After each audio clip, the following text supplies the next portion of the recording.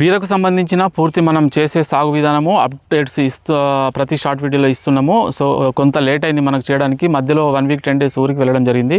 So ప్రస్తుతం ఇక్కడ మనము ఆల్రెడీ మీకు బెడ్ ఎంత దూరం తీసుకున్నా, విత్తనాలు ఎటువంటి మనం ఎన్నుకున్నాము, ఈ సోయింగ్ ఏ విధంగా, కవరు, బెడ్ అన్నీ తెలపడం జరిగింది. సో ప్రస్తుతం మీరు చూస్తున్న బీర 35 నుండి 36 రోజులు ఇప్పుడే మొగ్గ వస్తుంది. 1-2 జాలో పూత, 1-2 ప్లేస్లో పూత కూడా వస్తుంది.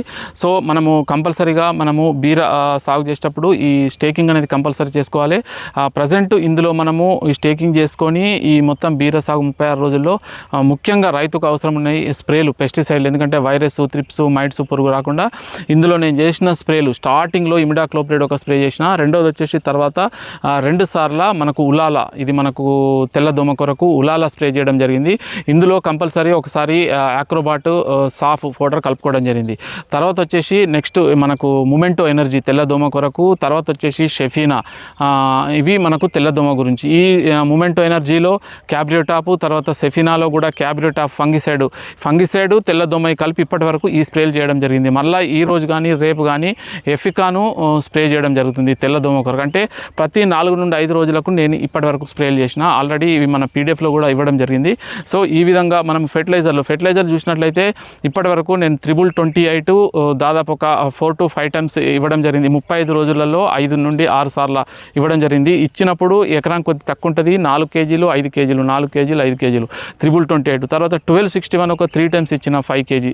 ఈ విధంగా ఫెర్టిలైజర్లు, స్ప్రేలు ఈ 35 రోజుల 36 రోజులు ఈ రోజుకు ఈ స్ప్రేలు కానీ పెస్టిసైడ్లు కానీ మన ఈ బీర పంటలో ఇవ్వడం జరిగింది. ఇప్పుడు ప్రస్తుతం మీరు చూసుకున్నట్లయితే ఇక్కడ ఎక్కడ కూడా మీరు చూడండి నీట్గా ఉంది, ఉంది లేదనింది. వైరస్ మొక్కలు కూడా ఉన్నాయి, 1-2 వైరస్ మొక్కలు ఉన్నాయి, తీసివేయడం జరిగింది.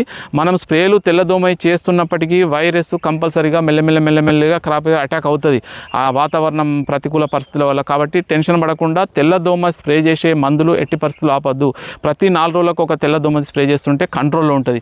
ప్రజెంట్ అయితే నీట్గా ఉంది, ఎక్సలెంట్ ఉంది. ఈ విధంగా మనకు 36 రోజుల తోటకు మీకు ఎక్కడ కూడా దాదాపు 1-2 వైరస్ మొక్కలు తీయడం జరిగింది. మీకు డౌన్ మిల్లు కానీ, ఫోడర్ మిల్లు, త్రిప్స్ కానీ ఎటువంటిది లేదు, ఎక్సలెంట్ నీట్గా ఉంది. మీరు ఇవన్నీ చూడండి, ఇక్కడ చూడండి, ఇప్పుడు మొగ్గలు వస్తున్నాయి. కానీ మొగ్గలు బడ్ స్టార్ట్ అయినాయి, క్రాప్ కూడా బాగుంది, ఎక్సలెంట్, ఎటువంటి ఇబ్బంది అనేది లేదు ఇందులో. ఇంకా ఇందులో పక్క పొంటి సైడ్లో నేను కాలీఫ్లవర్ కూడా వేయడం జరిగింది ప్రయోగాత్మకంగా.